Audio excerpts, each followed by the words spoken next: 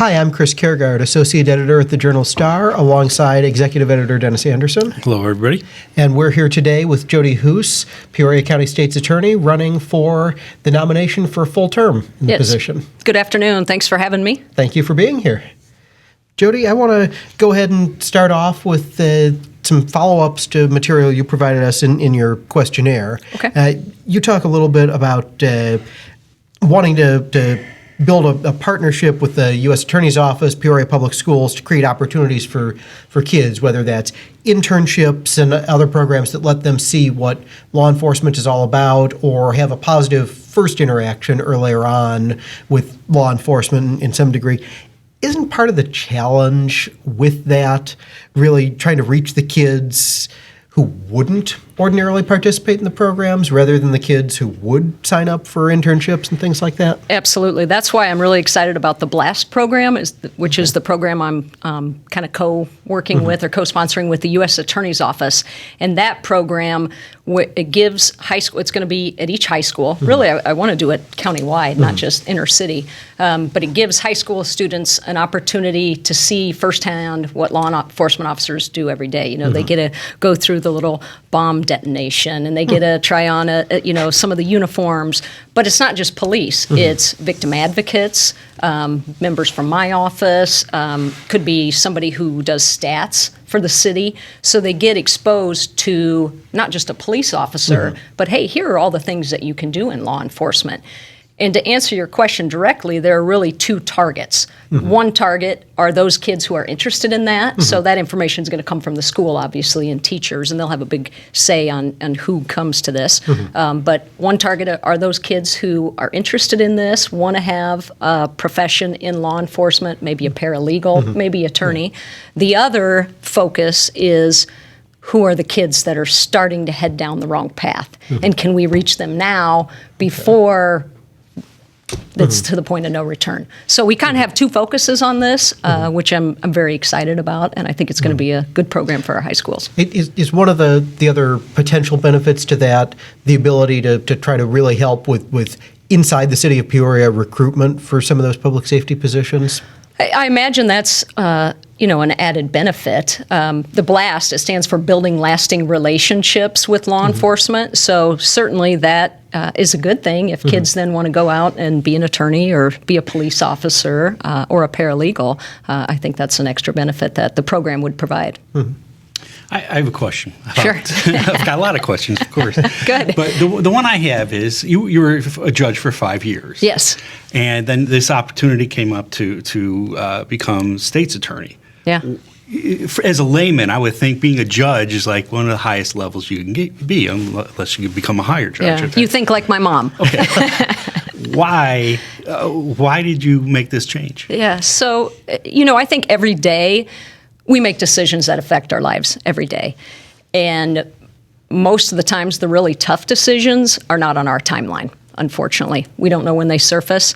When they do surface, and this one in particular, when I realized that an entire county has a stake in who becomes the next state's attorney, who takes command of shaping justice after the untimely death of just a wonderful, wonderful person. In those situations, you hope that you can rise to the occasion and make the right decision. What added some weight for me personally to this decision is that I was a very close personal friend with Jerry Brady, but I made the right decision, and I'm very honored to be the Peoria County State's Attorney. Was there something with being a judge that you didn't like? No, I loved being a judge. I've had a lot of people ask me that. Did you just not like being a judge? No, I liked that. But I think that there were a lot of factors that went into it. But as a judge, you're very isolated. You're very, tied to your courtroom and whatever case happens to come in front of you at the time. Whereas a state's attorney, I get to be more involved in the community. Decisions that come from our office can impact not just that particular case, but an entire community. And I just felt like that was the right thing to do at this moment in my life. Okay, thanks. Yeah. All right.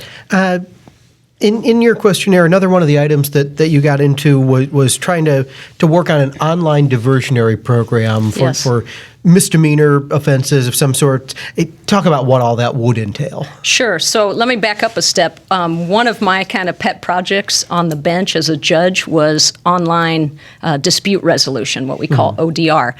And there was a lot of work that went into it. But basically, the Administrative Office of Illinois Courts, AOIC, they did approve us. And so we're in a pilot phase of that. Unfortunately, that was right after my appointment to become state's attorney. So all the work that I put in for 2 years to kind of my baby, my pet project, I didn't get to see through. But it is in place now. And what it does currently in the courts in divorce cases where individuals are pro se and they have child custody issues, it allows them to go through the convenience of their couch at home. They don't have to go meet with an attorney. They don't have to come to court. They can go through. It's a step-by-step process, kind of like a TurboTax, in layman's terms. But it's a step-by-step process where they go through each thing in the custody issues that would go in the divorce, and then that gets submitted to the court for approval.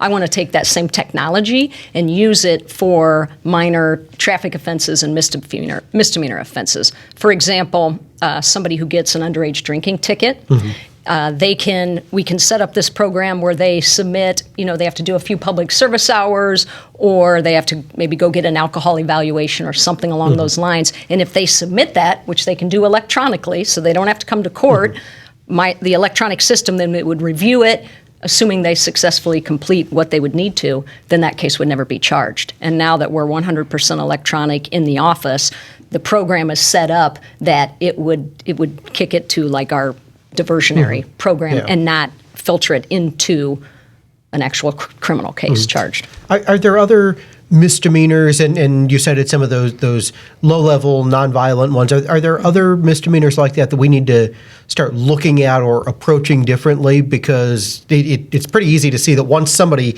gets into the court system, it is a system that they are more likely to return to time and again. It is. And I'm glad you said court and not just criminal, because in my experience on the bench, that's what I found. These individuals who are in traffic court are also in small claims court. They're also in family court with child custody issues, maybe divorce court. So it's not just the criminal justice system. I mean, it's really courts and the justice system in general that I think needs an entire fix to. And the electronic can help that.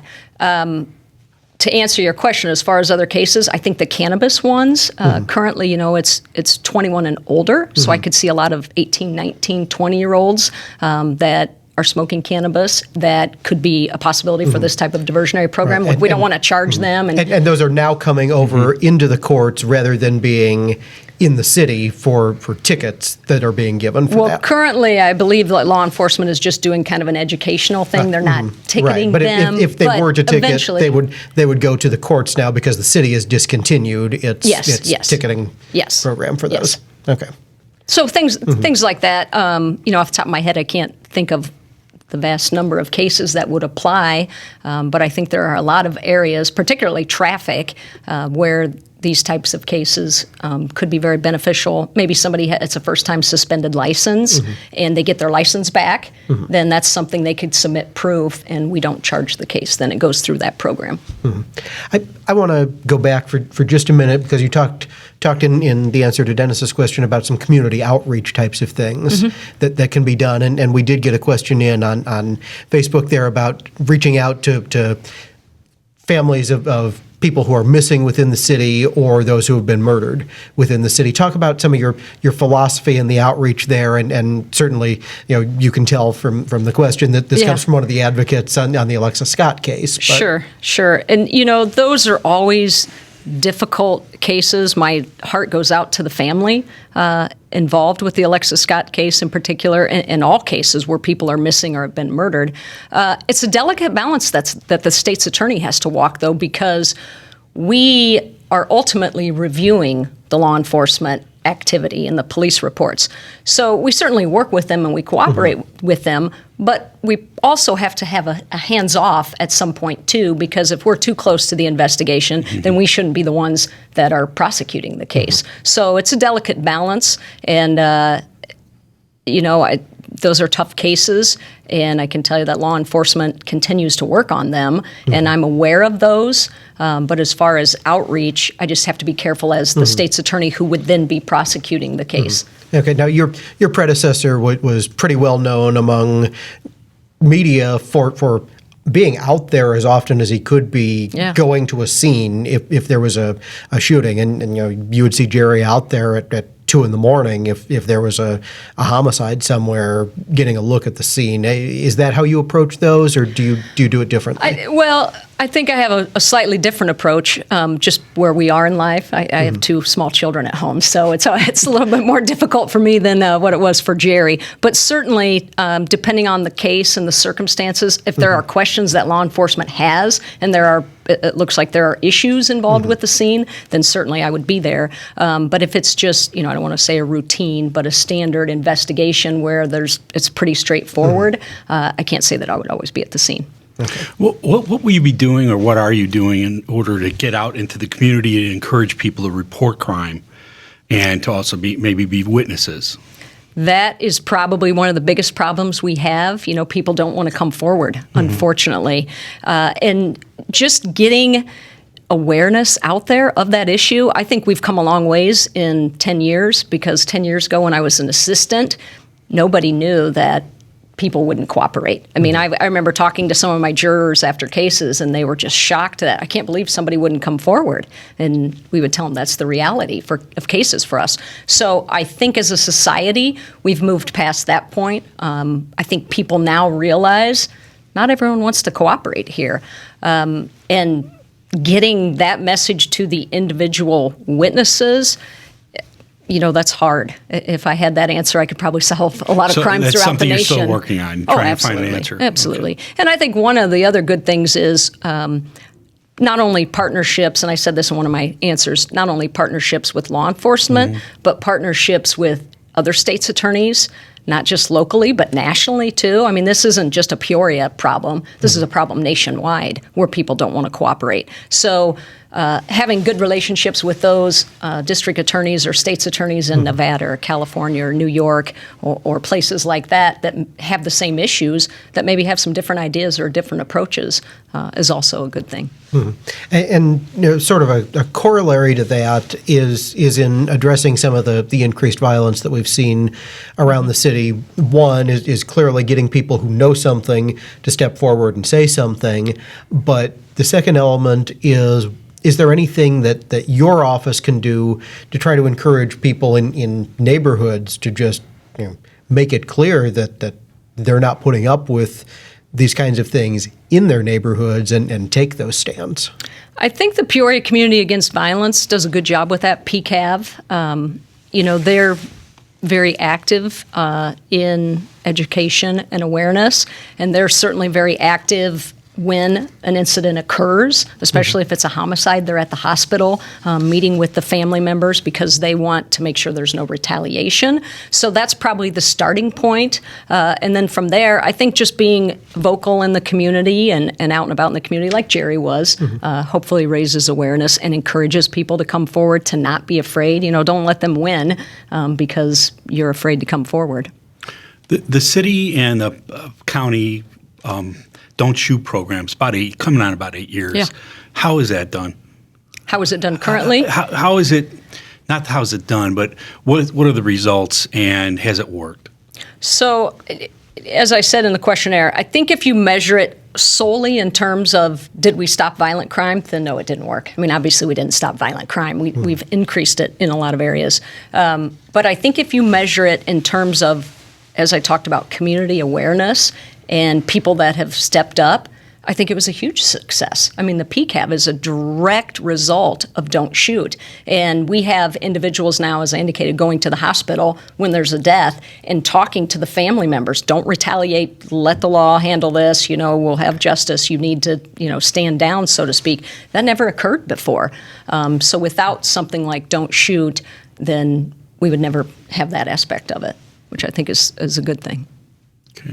You mentioned that the state's attorney's office has never been as diverse as it is now. How so? Well, from the top down, we've never had a woman leading the office, so that's certainly a big step in the right direction. But I've always been a strong advocate and a strong believer for if you are a government entity that represents individuals, you need to better reflect the population that you represent. And in the past, I don't think we did a good job of that. Not by anyone's fault. You know, it wasn't as if Kevin Lyons or Jerry Brady, my two predecessors, didn't try. It wasn't there. Maybe kids in law school from other backgrounds or other minorities maybe didn't want to go into law enforcement. I don't know, but all I know is that was not the case in the past, and now it is. I mean, I have a broad spectrum of individuals that work for me now, and I think diversity comes in all shapes and sizes. It's not just the color of your skin. It's not just how you talk or what area you come from or what gender you are. It's all shapes and sizes. And in the 7 positions that I've already filled, I've done a very good job of getting as diverse and strong of a prosecutor's office as I can. Okay. Let me go back a little bit, and some of this may relate to outreach into the teens and finding kids who may be in danger and getting them into one program. But you really talk about some other proactive efforts to find kids who are headed in the wrong direction and get them before a gang does. What else there maybe has not been tried or that you've seen success elsewhere with? Yeah, so I think that life is about what we're exposed to. I mean, that's what shapes us. That's who makes us who we are. I mean, that's why I'm an attorney, because of the experience as a young child.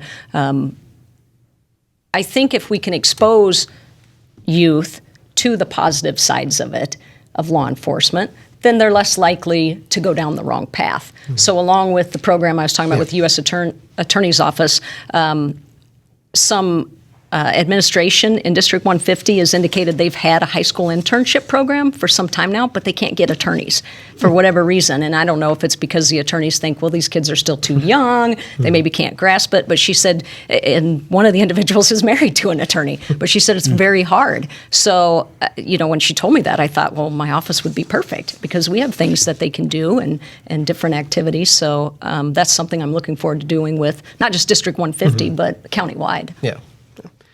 Okay.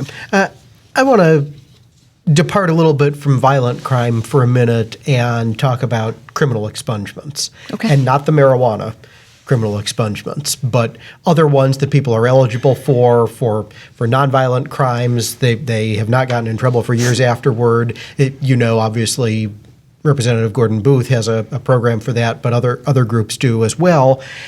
And one of the challenges for some people who have gone through those efforts is they get held up on their expungement process at the last minute because they still have outstanding fines or court fees that they have to pay, and those objections can be raised by the state's attorney's office or the circuit clerk's office, as I understand it, that, wait a minute, there's still some cash out there that has to be paid before we expunge this crime. And it can become a vicious circle that if you don't have the earning power because you have a felony conviction, you're not going to come up with that cash to be able to pay off the fine so that you can get your record expunged, so that you can have better earning power. Where do you stand? Where does your office now stand on whether or not you're willing to waive those fees or divert people into community service to allow them to do so, or arrange to have a time set post-expungement where the fees have to be paid down? Yeah, so I'm glad you asked that, because I saw the interview yesterday with my opponent when he was asked that question. And frankly, I was surprised that he doesn't know the law has changed on that. And in fact, our local rep, Jahan Gordon Booth, she was the one that had the initiative to get that changed. So currently, that's not grounds for an objection. Okay. So if you have outstanding fines, costs, fees, those are not grounds for an objection, and those are not grounds for a judge to deny it. If there's outstanding restitution, that can be, but that's the only one. And I was very surprised that my opponent did not know that, because that law has been in place since last year. So. Okay. Now, as far as restitution, is that just financial restitution? Yeah. Okay. And in most cases, unless it was a violent offense where somebody was injured, and a lot of times the restitution isn't involved in the vast majority of cases. Okay. Where would you stand on restitution then? I think that the restitution needs to be made whole.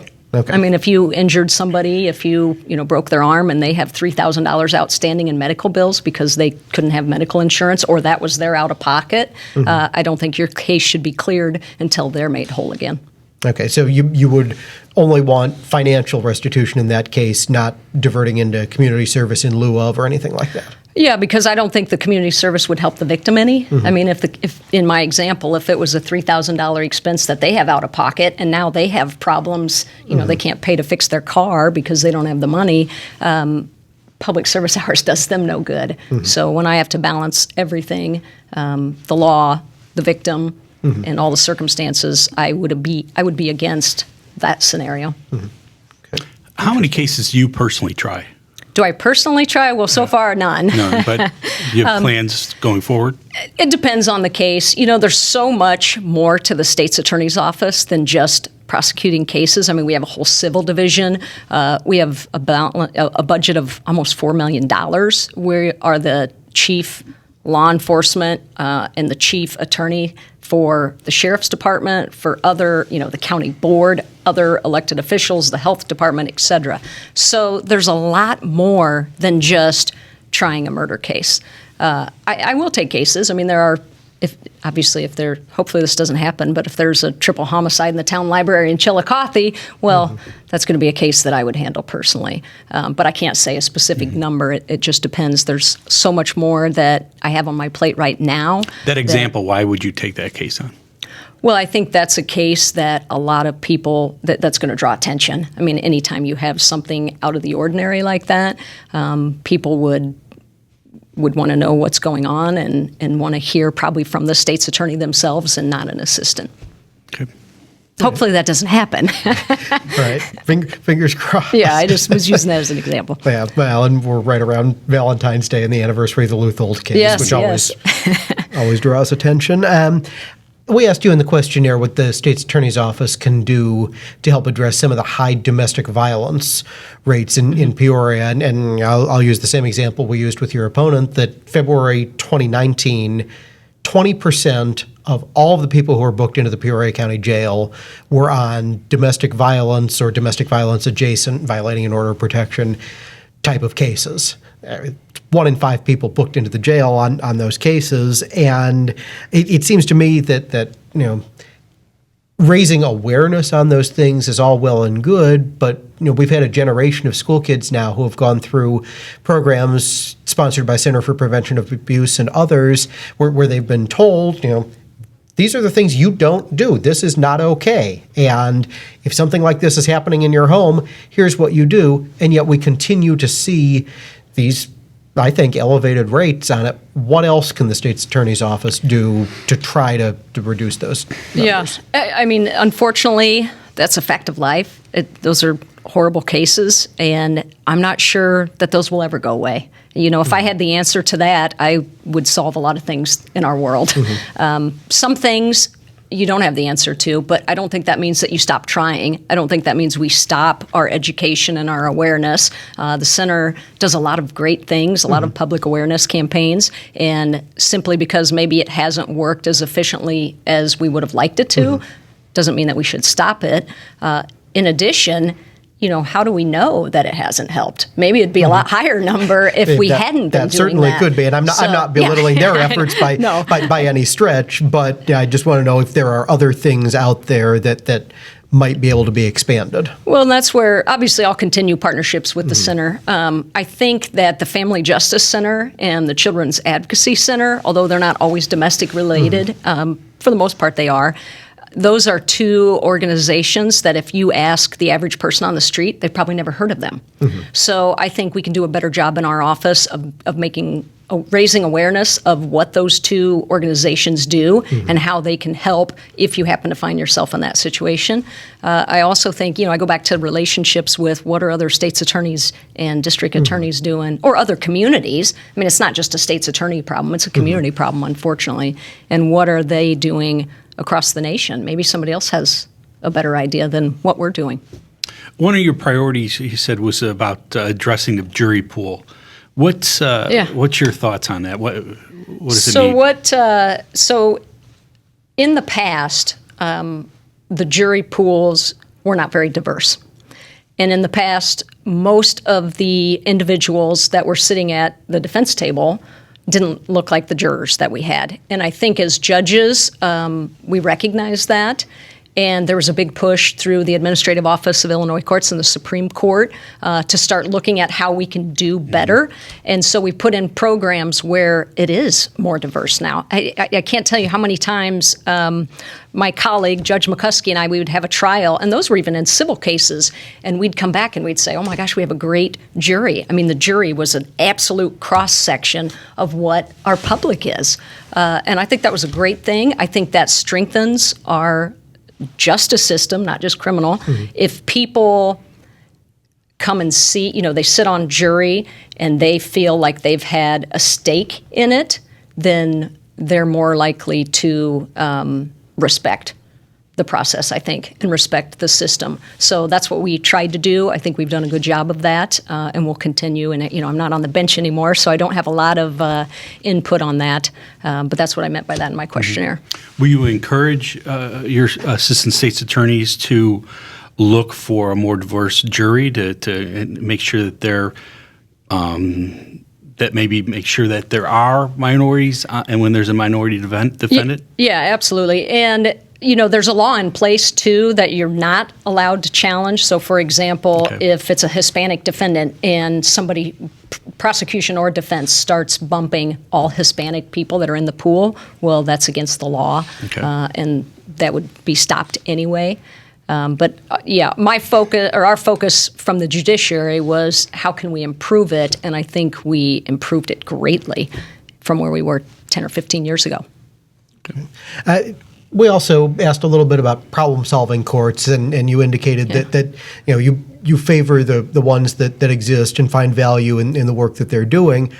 Are there others that you think ought to be added in, or that State's Attorney's Office and the judiciary ought to look at establishing? So I think we do a pretty good job of a cross-segment. I mean, we have mental health court, we have a drug court, we have veterans court, we have a DUI court. Most individuals that need to go through one of these specialty courts will fall into one of those courts. So I can't think of another court that may be out there. Maybe down the road someone will create one. But the problem with that is if you do create a new court, well, then you need a judge. And you need another prosecutor, and you need another courtroom, by the way, and probation officers. It doesn't just come with, well, let's have a new court established. There are other factors that go into that. And I think what we have in place now is a really good system. It's been in place for several years now. And most individuals are going to fall in one of those courtrooms. I want to ask you kind of a wonky question as we close out here. And part of this is because I know about the retirement of the person who handled this for many years. Is the grand jury system something that we still need to have in Peoria County? Is there any added value for many of those cases in running them through a grand jury when somebody has already been arrested and they've already shown probable cause on the arrest and have everything else that goes into many of the things that go through grand jury? I say this as a former Peoria County grand juror 11 years ago. Why do we still need it? Well, or do we not? It's by law. So you either have to, on a felony case, they have to go through the grand jury process or a preliminary hearing with the judge. Right, and you have an alternative there. Yeah, we do. And the reason that I'm for the grand jury system is because I think that 16 people are far more likely to get it right than one person. And if you get 16 individuals that hear the evidence, talk about it, discuss the case, everybody gets their input, they're going to have the best decision versus one individual who's hearing it at that time. We could have the last question be from one of our viewers here is when you see state's attorney's office, when will the state's attorney's office begin prosecuting mandated reporters of schools who choose to cover up rather than report abuse? Well, that's a good question. I didn't realize that was an issue, I guess, because those haven't come to our office yet. Obviously, if they're a mandated reporter, they need to be doing their job, and that should be something internally with their employment and whoever their supervisors or bosses are. But I don't know of any specifics, so I can't really answer that. So if this person who wrote in the question, if they know somebody, they can call your office. Yeah. We'd look into it and see, if what law applies to particular facts, and if there's a crime there, then yeah, I think that's a problem. Good. All right. Peoria County State's Attorney Jodi Hoos seeking the Democratic renomination for a full-year term. The position primary is March 17. Jodi, thank you for being here. All right, thank you.